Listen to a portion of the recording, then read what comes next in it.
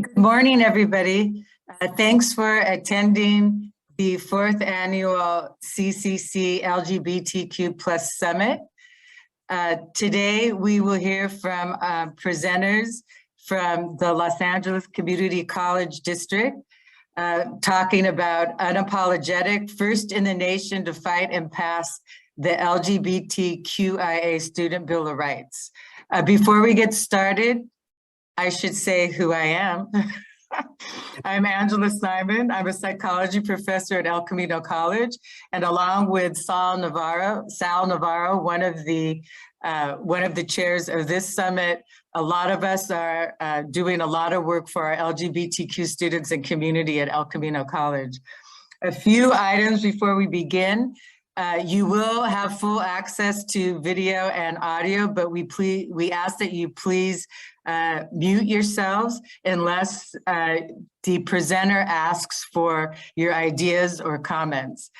If you have questions or comments or anything else, jokes, I don't know, please feel free to put those in the chat. Okay, for the most part, the presenters will be addressing the questions in the final 10 minutes or so of the presentation, but we will be monitoring the chat and noting the various questions. Also, so you know, the conference app has details of the session, has any documents that will be presented in this session, and also has a survey, which is very, very important for you to take so that we can better improve the summit for next time.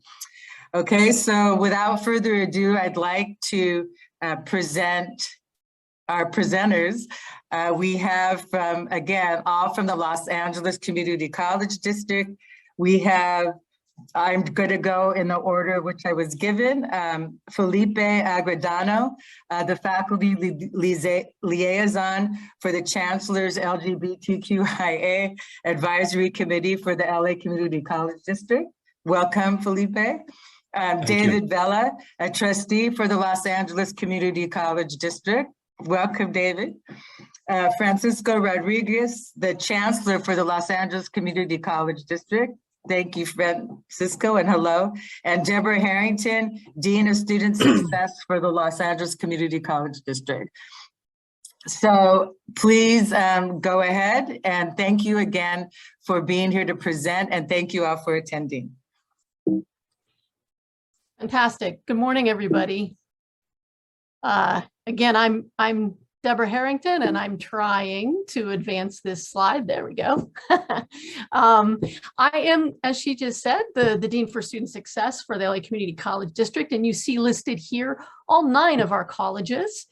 And I serve as the administrative liaison for our district-wide Chancellor's Advisory on LGBTQIA+ affairs. And we also include, just so you know, community partners in our effort with the advisory. And our purpose is to build and sustain support for our LGBTQIA+ students, staff, and faculty. The primary members of our panel today are Chancellor, Trustee Vela, who serves as the chair for our advisory, and Felipe Agredano, who serves as our faculty liaison. What we're here to do today is primarily to tell you the story of launching our advisory and achieving the passage of our LGBTQIA+ Student Bill of Rights. And as Angela mentioned, we encourage you to post questions and comments along the way, and we'll probably get to most of those towards the end of the session. We do want to know up front that our overall vision of the advisory is to create affirming conditions and a necessary leadership to strengthen and form support networks across our district, promoting mental health, safety, and an inclusive academic environment for our LGBTQ+ students across all 9 colleges. We have a theory of change, so to speak, if I may be so bold to share it.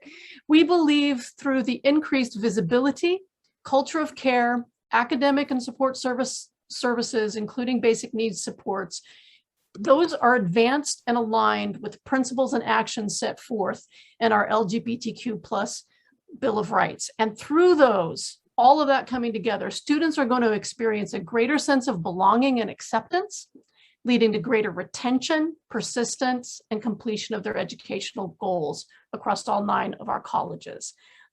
We also believe that through this work, we're bringing greater visibility statewide to LGBTQ plus issues. So we thank you again for joining us, and we're going to begin our story with Trustee Vela. Thank you so much, Deborah. First of all, welcome everyone. It's so exciting to see all of you today. We were just, really fortunate to be able to be picked to present and tell our story. Hopefully that can actually, influence your future at your college. But here at LACCD, we're very lucky in that the Board of Trustees have a very close relationship with our Chancellor, who also oversees the 9 college presidents. And so the first step is really to have that conversation with your leadership. I myself as a trustee needed to really talk to the Chancellor, in your case, if it's a college president or a superintendent, and really bring that forth and why it's necessary to have an advisory committee on LGBTQ affairs. So that's really step 1. And, it's not necessarily because you just want to make sure that there is a committee in order to just talk about LGBT affairs. But in our case, it was really to cement and to memorialize all of the hard work that everyone was doing on LGBT affairs. We had various colleges as well as the district that was already doing their best to accommodate our LGBT students. So I think talking to the leadership is going to be step 1. And in our case, we have our Chancellor that not only supported LGBT rights, but established the committee. And then I went ahead and chaired it. But we also had all sorts of folks come in. So, you're talking about your city council, your stakeholders, your nonprofits, the county, all sorts of folks join in, faculty, students, our staff as well. And so we're very lucky in that we established the committee. We also wanted to essentially talk about what do we envision for LACCD? And so for us, it was really important that our LGBTQIA students found a district and colleges that were nurturing, that were supportive, that when you're out there, being a student, do you have the support and do you feel safe? And so at that point, we knew that our first action was going to be to create an LGBTQIA Bill of Rights that would, protect students and essentially assist students to be able to be successful and feel welcomed at our colleges. I think for many of us, as you all know, I myself as well, you just want to feel welcome. You're going to school, you're working, maybe you don't want to deal with, the everyday pettiness of being discriminated against. So our college just said, number 1, we welcome every single person of everyone, but in particular, we're going to support LGBT students. And then again, our resources, pulling them together, ensuring that there are all sorts of resources. We're talking about anything from our mental health facilities, our healthcare facilities, to understand that the district was saying, we have to make sure our students are being taken care of and that they are not being discriminated against.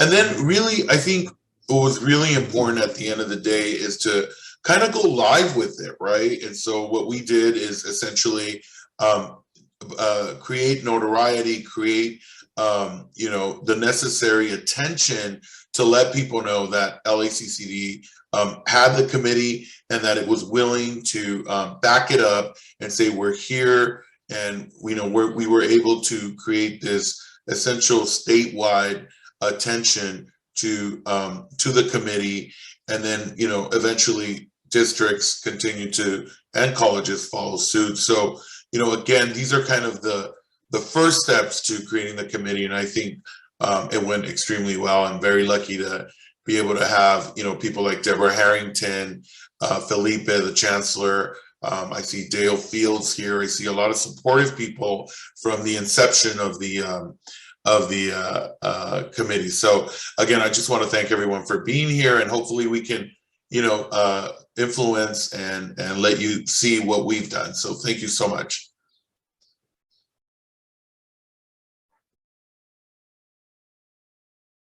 I believe I have the next couple of slides. Thank you, Vice President Vela, for laying out what I think is an appropriate context and history of not just our Chancellor's Advisory Committee, but why we went about going to do this work and why we continue to be so enthusiastic about it itself. I think the first and perhaps the most obvious thing to all the folks who are on this call here, we thank you for joining us, is that if we're about changing climate, culture, expectations, institutional norms, how we treat one another, how we create environments that are conducive to teaching and learning, conducive work environments that are, as has been mentioned by our trustee, safe, equitable, and so forth. It has to be something at the highest level. That, in other words, it can't be relegated to a smaller committee with perhaps not as much influence or the resources that it needs to actually do the work that might be necessary at our institutions. So when Trustee Vela got on board, he made very clear of his interests, of the areas that he'd like to focus, to how we could use his agency, his talents, his expertise in this particular space to really draw out resources, to draw out folks who could help us advance, elevate, lift, and amplify the issues surrounding LGBTQ matters and whatnot. So the first, perhaps even most obvious, you could see, our trustee, you have faculty members involved, myself involved, other college presidents, all who care about this. And what we're doing is, by doing this together, is indicating that this is an institutional priority for us. So I wanted to make sure that I mentioned perhaps what's most obvious here. It's not just lip service, but our time and attention. We attend the meetings, interact with a number of folks who we have invited to be part of this. It's an open meeting. We meet regularly. There are minutes. And a lot of the good ideas that have come up have derived from the brilliance, the energy, and the interest of our advisory group, such as this LGBTQ Bill of Rights for students, and really enhance for our institutions. So this is the exact language, if you will. These are the tenets of the Bill of Rights. It's on our website. We can send it to you if you'd like. We perhaps even post it so you can have it, but it's a model that we've shared with lots of individuals who want to codify support, codify values, codify the kind of environment that we know is conducive to both teaching, learning, and to working. So here, one of the first things we did was to look at our policies and procedures and to make sure that they were accurate, that they were reflective of the kind of institution that we want to be. And when I say institution, I mean district office and all 9 colleges. We don't have varying expectations for each of the colleges. It's one system, one district. So we looked at our policies, our procedures to make sure that they read well, that they were accurate, that they conformed with current law, and in some cases stretched and put out our interests in a way that perhaps could lead in this particular space to better serve as there the population. So an intense review took place and continues to take place. We also celebrate quite a bit, and this is on a piece of elevating programs, services, activities at our institutions that provide awareness, support for our students, our faculty, our staff who are LGBTQ. We want them to be completely in casa, here, home here, completely feel valued, and we want them to bring their whole selves to LACCD, not just the parts that make people feel comfortable or accommodated. So we're inviting our faculty or staff to be in an environment and to support them, to protect them, and to ensure that they have the resources that they need. So we do all kinds of wonderful things, clubs, activities, speakers, all throughout our 9 campuses. Our websites are list these kinds of activities, and of course that we culminate with what I believe is now our third or fourth annual Lavender Graduation celebration, a virtual celebration. So if you're so inclined, we invite you to join us on May the 17th at 4 p.m. Lastly, on this slide, we incorporate cultural responsiveness training to these issues, and we provide this training online that's available to all the members of our academic community here. So our goal is to ultimately provide this to our students and to the rest of our employees, so that there could be, through the CRT training, again, increased awareness, increased sensitivity, increased empathy and support, and ultimately to advance the cause of success of students. Next slide. So important in this cause is to engage the district leadership, not just the Board of Trustees, which Trustee Vela has done expertly with the entire board, but also through our college presidents, so that they can provide resources, support, space, work in collaboration with our student government organizations, our inter-club councils, so that there could be additional support for the gay straight alliances, or as they're being increasingly called now, gender sexuality alliances, pride clubs, and other kinds of student clubs that are on campus that, again, create climate conditions for good work and for excellence, and ultimately for student success. We also did something pretty bold and time-consuming, but absolutely necessary. We went through each of our six. We have six collective bargaining units at LACCD, and we went through each of them and made sure that we swapped out and included gender-neutral language. And we will continue to do that for our bargaining agreements moving forward. I think that shows awareness. It shows intentionality with what it is that we're trying to do.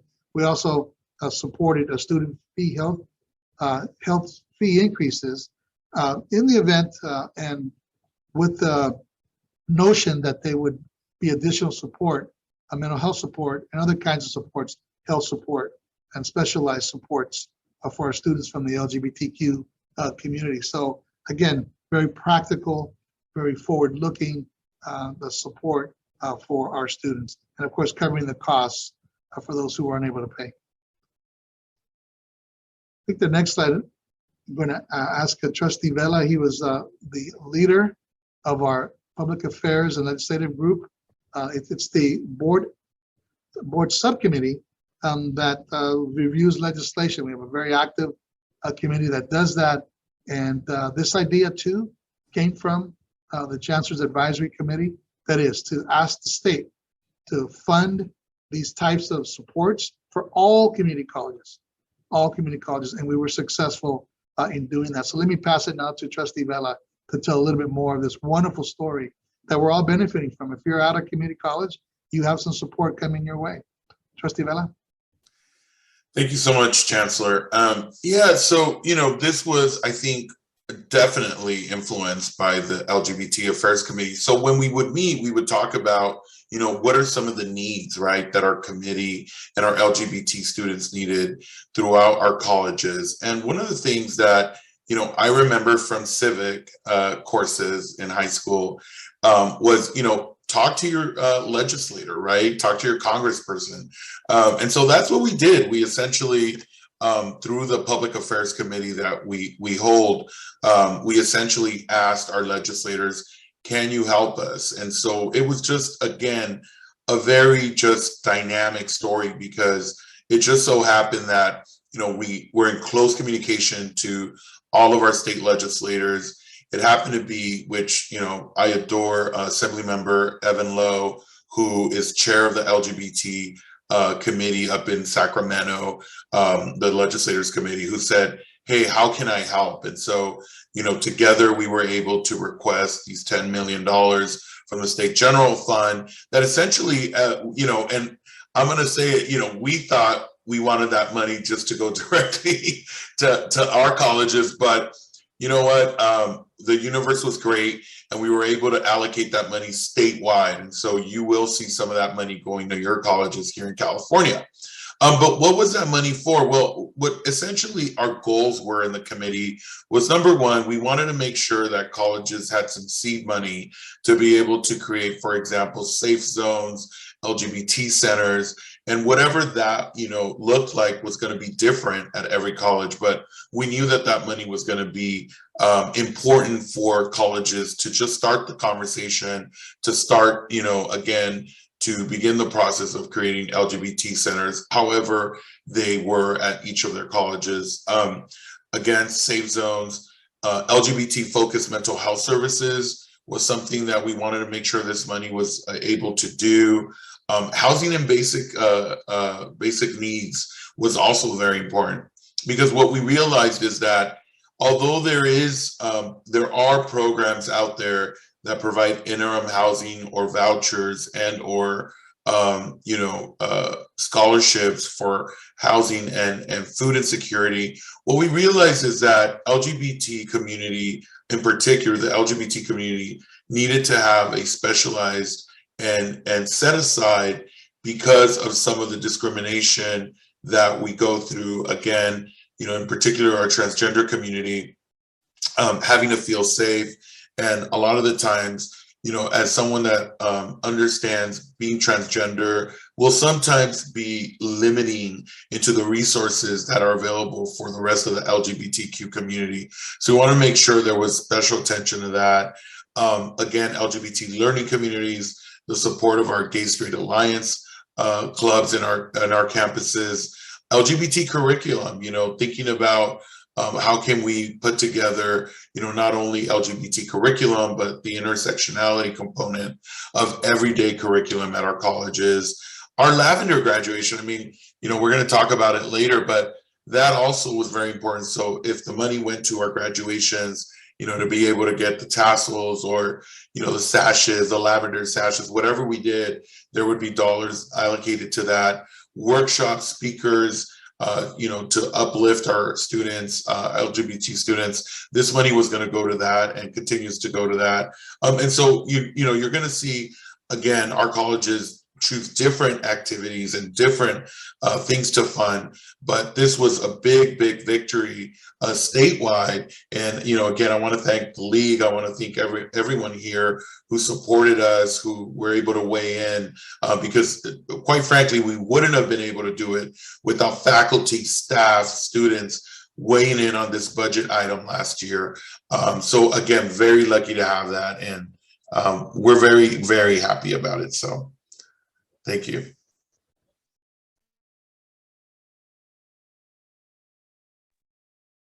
And good morning, everyone. Glad to be here. My name is Felipe Agredano, and I'm the faculty liaison with the Chancellor's LGBT Advisory Committee.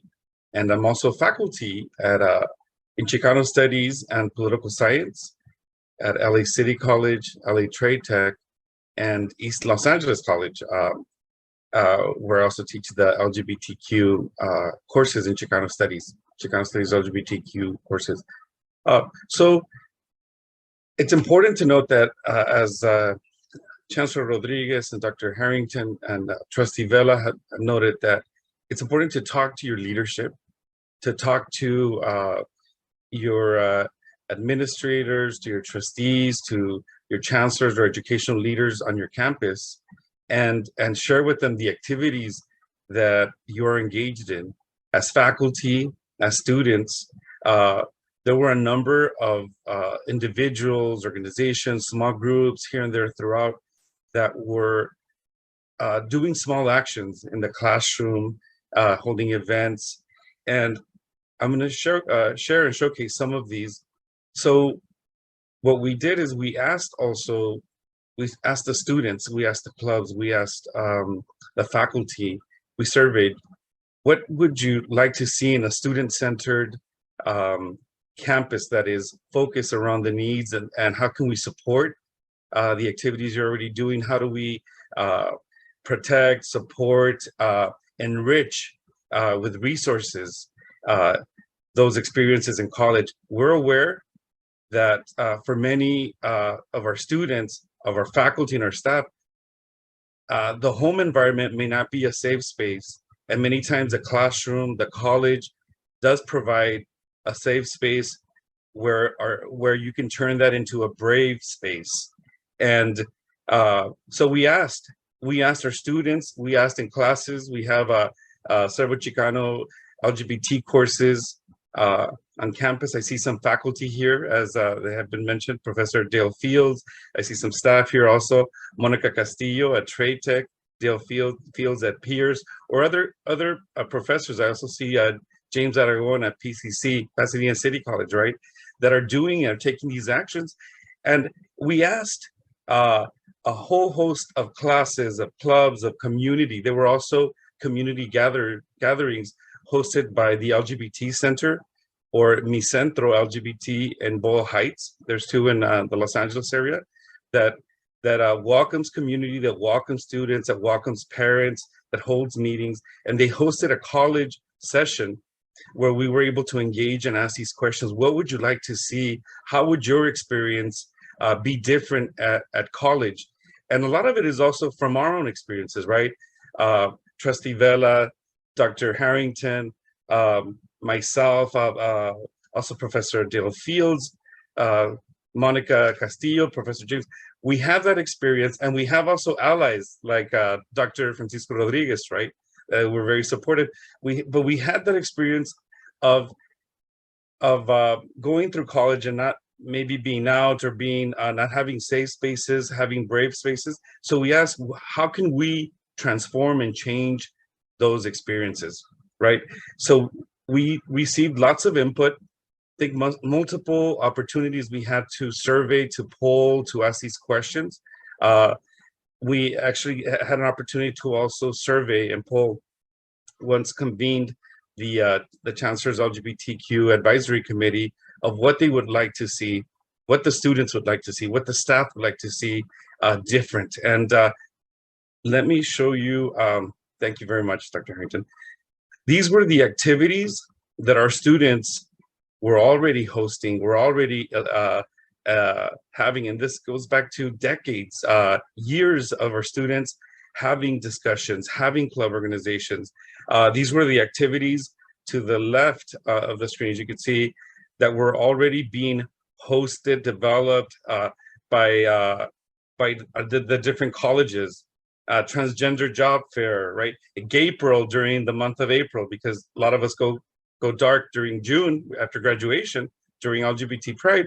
So transforming and creating other spaces that were safe for our communities.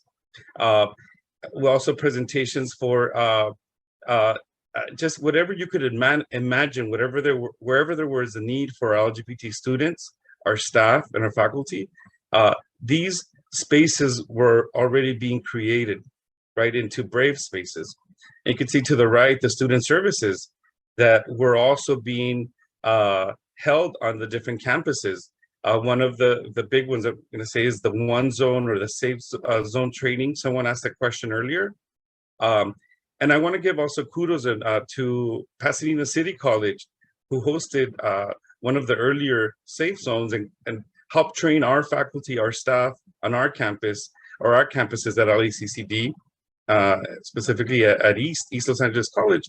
And we were able to emulate that service, to also train our faculty, our staff, into being more welcoming and having a safe space for our students, for our staff, and for our faculty. Because believe it or not, sometimes also our faculty and our staff don't feel they have a safe space in their department or on their campus. So we wanted to be aware of that. We wanted to be sensitive to those needs, and we wanted to send out the message that everyone is welcome, on our campuses. So you have the different spaces. Every local campus has a different culture, and we wanted to be respectful about that as well, letting the local classes, the student populations, the campus cultures create spaces that were adequate for our students, our staff. So we have a number of different names also for these organizations. Dr. Harrington, if you can. Yes, thank you very much. And of course, the student clubs, promoting student diversity on campus. So we had a diversity of student names created for everything from GSAs, which used to be Gay Straight Alliance, and our students said, no, we're going to call it the Gender and Sexual Awareness Club on campus. And we said, great, we're going to support that. But we also had different campus cultures. You see here also the Queer and Trans People of Color Collective on one of the campuses, another campus here with Professor Dale Fields, where the Queer Brahma Club, right, or the Queer Straight Alliance. You had a number of local expressions, of campus expressions of how they wanted to see themselves, how they wanted to be welcoming on their campus. And we were respectful of that, and we wanted to incorporate that into this. And then we also, of course, we're in the business of education, right? Or we're in the service of education, not the business, the service of education. So our curriculum is very important, the development of curriculum. Our students told us they also wanted to learn on campus, learn from our classes.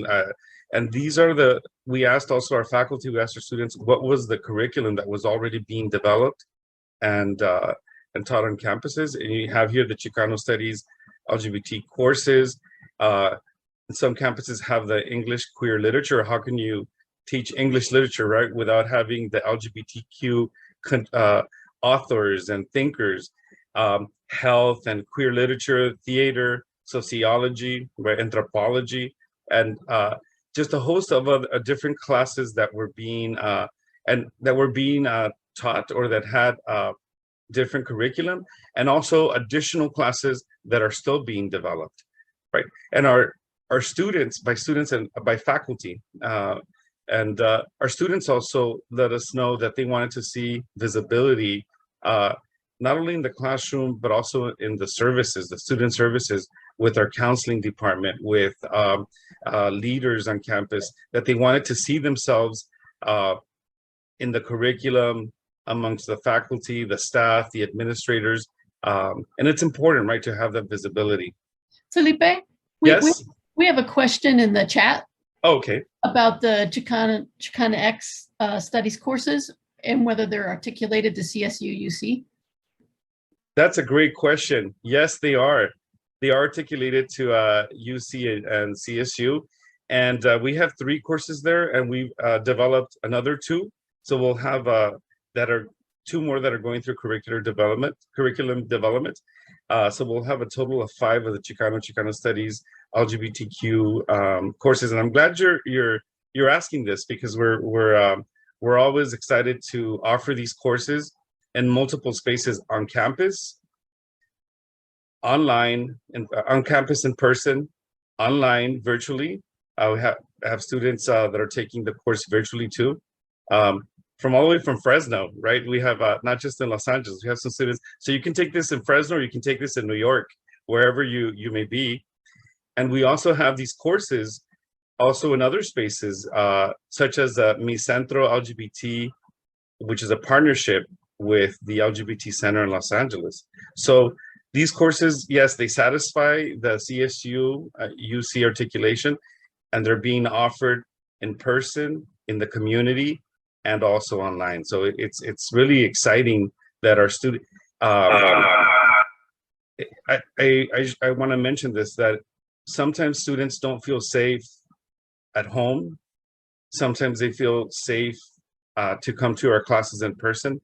And oftentimes, I saw this during the pandemic, when we shifted online, some students did not feel safe at home. I got to witness a couple of my students would jump onto the online classes from the restroom or a closet, as ironic as at home, because they did not have a space at home, and they were tuning into the class in a space that they had created for themselves, where their family, their parents, people occupying their home would not judge them, or where they would feel safe. So we have those spaces, and we're very glad and we're proud to offer these to our students.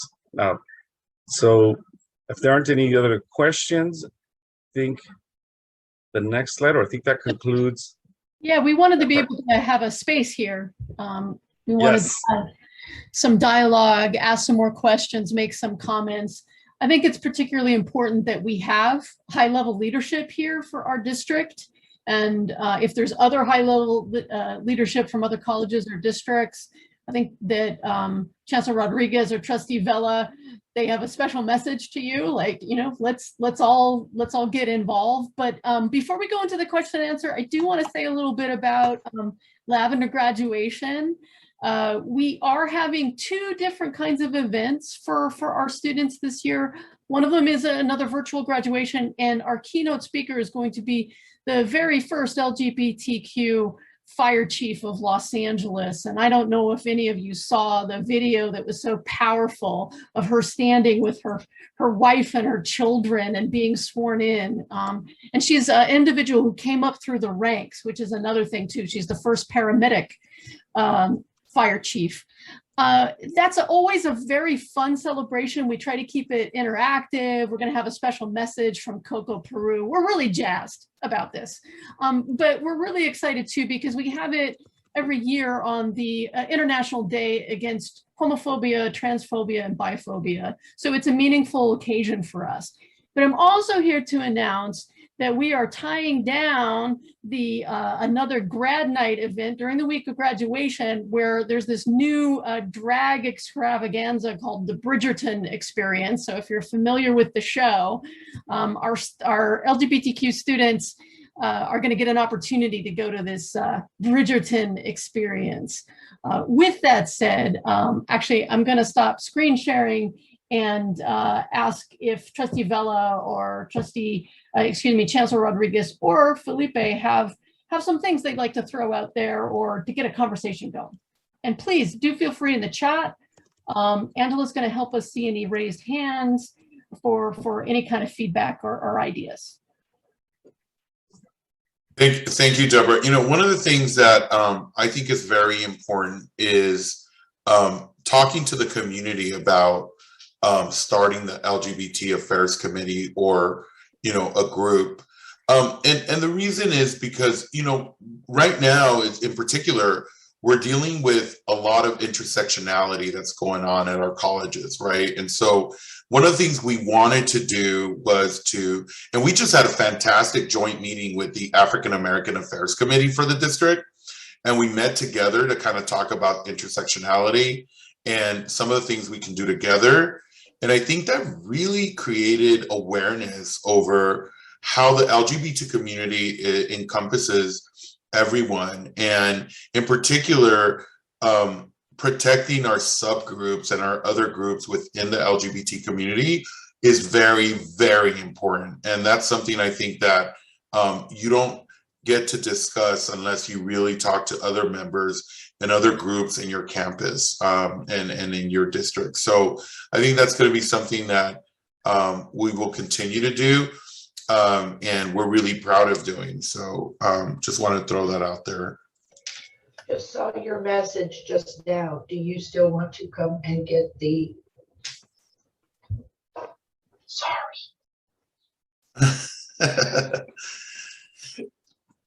I was going to throw out one other idea. Thank you, Trustee Vela. You're welcome. So, what I am observing as well, I mean, there's quite an emphasis, and there should be an emphasis on a lot of the diversity, equity, inclusion, and access work that's going on all around this country, and certainly in California. So there is, and to use the same metaphor of intersectionality, there's quite a bit of allyship that's going on between groups, organizations, advocates, co-conspirators, collaborators, co-authors in this particular space that's looking to not just become more anti-racist, but more, institutions that stand against homophobia, stand against the kind of, ills that have plagued our institutions for way too long. So it's a powerful thing to see. It's in the 2020s to see tremendous cross-section support, intersection support, and indeed around the issues of justice and racial equity. And we have our district, an LACCD framework for racial equity and social justice that we would be happy to share with you all as well. Chancellor, we also have a question from Luis Enrique Flores. Can you see it? So, may have been mentioned before, were there any resistors to the cultural shift at campuses? And if so, how did they appear and resolve? I think the Chancellor could answer that. Yeah, and we also do have some of our members of LACCD community, so any of them can weigh in too. Oh, yeah. Actually, we do. I would be interested in their conversations as well. Well, the resistors, you're correct. There's always going to be folks who are resistant to change, resistant to the kind of climates that we're trying to build and whatnot. And, what I would say is that, Luis Enrique, that we have to continue to move forward to resource in words and in deeds and in resources to put the infrastructure in place so that the kind of environment that we want to build can nurture, grow, and indeed persist. The other part too here is the education that's necessary. A lot of this resistance is just ignorance and not knowing. Some of it's fueled by how a person was raised, by religious backgrounds and ways that, and we understand all that, and we're not denouncing any of that. But some of this is simply education, and I really believe that it's administration set initially from the Board of Trustees and then there on down, set the tone for the organization. And I want to say, I apologize to everyone. I have a hard 11 a.m. Meeting, but that I need to get to. But I have to say that our student body was so critical, engaging them and making sure that they indeed were on board was the reason why even some of the resistors were not able to prevail. And I think that, it's almost uncanny how students can really speak to their, speak truth to power and say, look, this is what I'm going through, so I understand you might not appreciate this, but we need this resource. And, I've got to tell you that the support after that, and, both Deborah and Felipe can attest to this, came pouring in. We had local media channels, ABC, all those KTLA people come interview our students in any of the capacities that we were doing with our LGBT programs at our colleges. You saw people, create, our committee went viral on other things. Our social media channels, we were posting stuff. And I remember getting it from my grandma and mom. They're like, good for you, what you're doing, and then they would forward it to their aunts. And, again, I think the students, though, were the key because we were hearing directly from them on the needs for this resource. So. Yeah, and they participate in our advisory as well. Angela, I did get us checked in. Angela? Yes, Angela has a question. And right. Bye, everybody. I have to get going. Bye, everyone. Thank you so much. Thank you. Isabella. Just in talking about the resistors, we're doing a lot of work at El Camino College, as I mentioned earlier, and Sal Navarro has spearheaded a lot of that.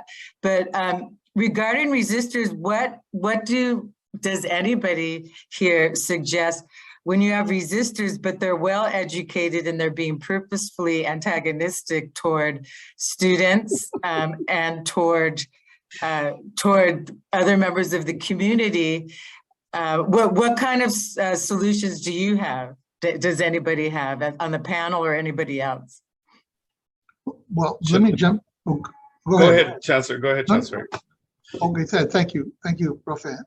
Well, my first reaction is that's why you have policies against anti-bullying and you have anti-discrimination policies. I mean, they're there for a reason. There are norms and behaviors that are not welcomed at our institutions.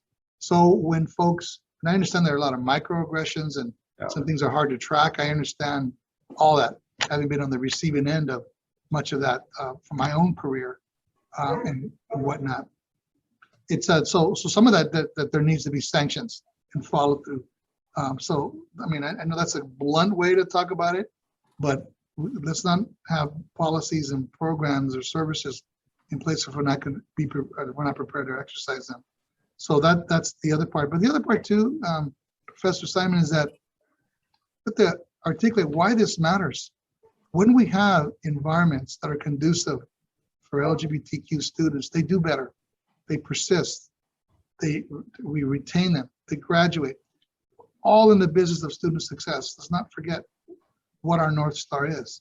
So when they see a counselor, an advisor, mental health professional, a coach, whomever from the LGBTQ community, it matters. It's empowering. It fuels the educational enterprise and actually supports the outcomes, the equitable outcomes of students. So part of this is for us to articulate why it matters and to denounce right away those kinds of behaviors that we know are not conducive to student learning. So and those are maybe simple answers, but those are the ones I'm committed to. Yeah, and those are great answers. And we do have sanctions. We do denounce. But what I've noticed, and maybe some others have too, are the students, at least at El Camino, are very reluctant to formally complain. They'll complain to us informally. We do what we can, but as a lot of us know, we can't do anything more formal unless the students will be open to complaining. And it seems to be an issue. And I'm just curious how others handle this. What I wanted to share was that, we have many instances of, or not many, but we have some instances or expressions of microaggressions, and I think we have also examples of how to counter that. And I would say we counter that with love, education, and healing. We have the examples of Reverend Martin Luther King Jr., Cesar Chavez, of Dolores Huerta, taking on in different, in the faces of racism, discrimination, inequities, injustices. And, we've had those expressions of, you heard that Christian club was taking down flyers, or, somebody on our campus called one of our staff a jota, using these powers, words that can be hurled as insults. And we're saying we're proud to be, to celebrate joteria, and let's talk about this in our course, or even administrators are saying, no, don't send me these messages, or and you engage them with a lot of love, with a lot of again, with a lot of it, with education and some healing. We all need to heal from what can be launched as an insult, as an aggression, and counter that and say we're proud to celebrate that. We're proud to celebrate who we are as a people, and let's talk about this. Why is this being used as, especially with our students? A lot of it is a learned behavior. We want to make sure to provide the education, provide the visibility, the training, so that we can support our students, that we can love them, and that we can support them and enrich their lives, right? So that they don't have to go through some of the experiences of discrimination or injustices that some of us have experienced, as Dr. Rodriguez has mentioned. Professor Simon, I would also say that, in addition to what Chancellor Rodriguez was saying in terms of some of those policies and things like that, I think actually having a very visible, the Bill of Rights that we have for LGBTQ+, that's an important document that we're proud of, but also it's something to put out there in the world along with our framework for racial and equity justice.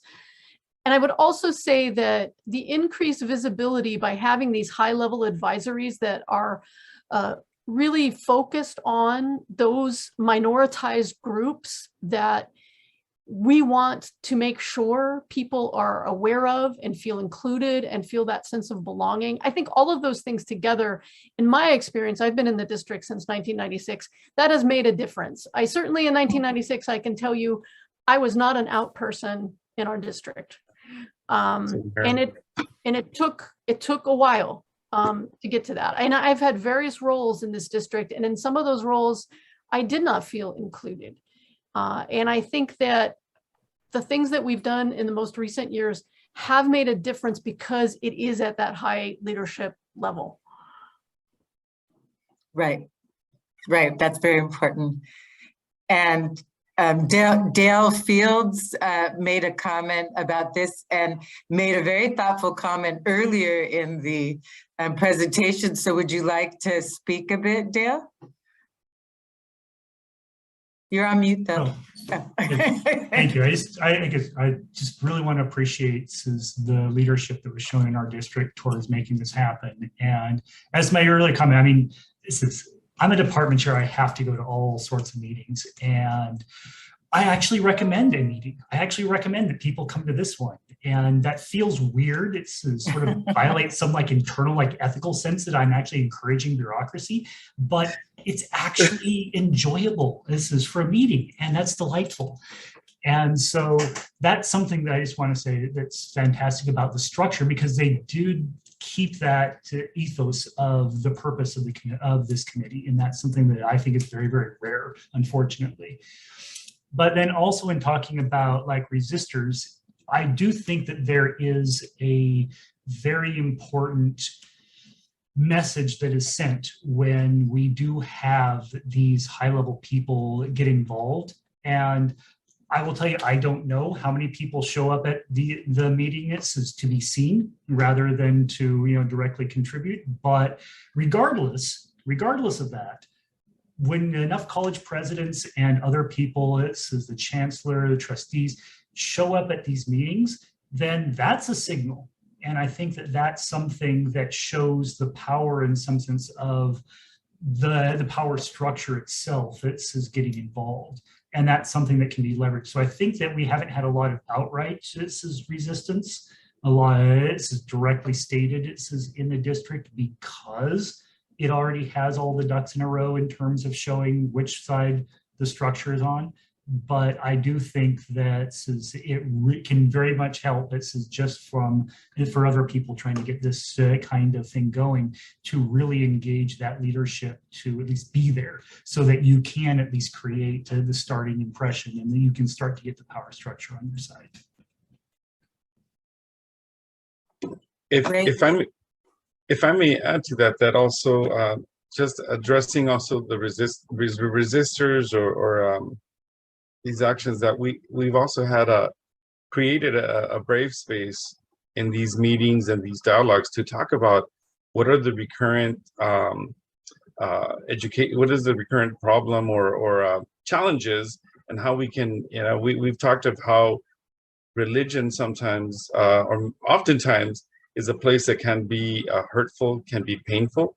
And this subject has come up at least like 3-4 times in these conversations, and having also these discussions with not only educational leaders, but religious leaders, engaging the pastors, the priests, the rabbis, and these dialogues, so that as Professor Fields has mentioned, to send that signal that our educational institutions, our places of worship, we're going to be working side by side, hand in hand, and promoting education, promoting our students, and embracing and supporting our LGBT students. So it's important to have these dialogues, as Professor Fields mentioned, at all levels, at the highest levels among the leadership.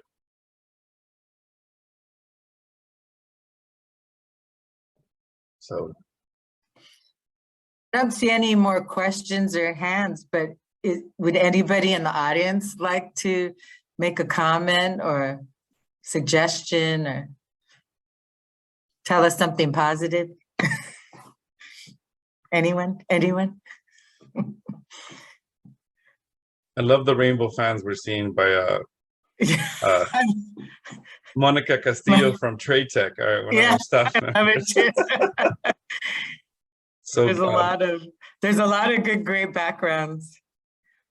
Yes. Okay, so it's almost 10 after 11. I believe Deborah and all the panelists from LACCD, if you're comfortable, we can stop. A few things. Are you comfortable ending? Last chance for questions.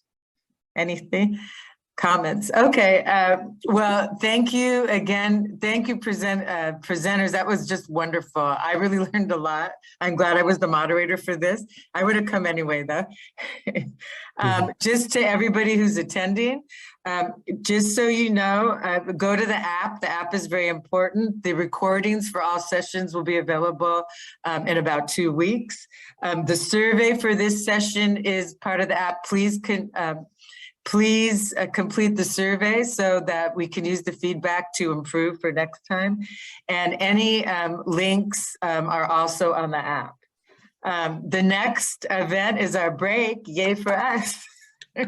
Everyone needs a break. And thank you again for attending, and thank you so much to the presenters. And thanks for having me. Thanks, everybody. It's 11:11. Thank you. It's 11:11. Let's make a wish. Let's make a wish. Thanks for Good things out in the universe. Thank you, everybody. Okay. Thank you all very much. Thank you. Thank you. You guys have a great rest of your day. I'm going to end the meeting. It's Patty. Oh, I guess I could wave. Thanks, Bye. Pat. Yeah. Enjoy your next breakout session and the singing, the drag queen singing. Oh, yes. It's going to be really fun. Okay. Bye. Bye. Bye, everyone. Bye.